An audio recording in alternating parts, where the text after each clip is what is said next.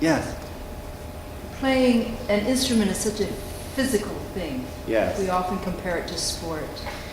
And we saw after that incredible first movement, going into the slow movement, how you had to just chill out. Tell us, how do you keep mentally and physically on top of the game in all these years that you're playing, mentally and physically and psychologically? Thank you. Wonderful, wonderful. Did you all hear that? Great question. How do you keep sort of mentally, physically, psychologically on top of your game? I do a lot of meditation and prayer. For me, the spiritual life is central to my life. And the spiritual life is a beautiful accompaniment to the life of the performer. For me, performing is a marvelous opportunity to practice what I practice in my spiritual daily meditations.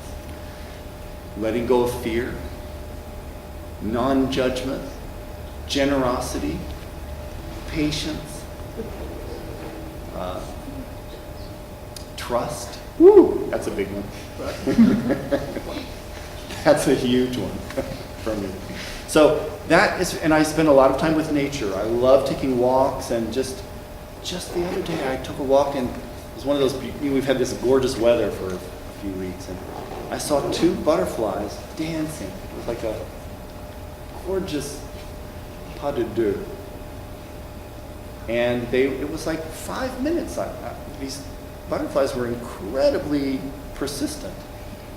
And so watching that was so beautiful, and it does something to you. It centers you, it keeps you kind of aware of the enchantment of the world, and then you bring that enchantment into your music making.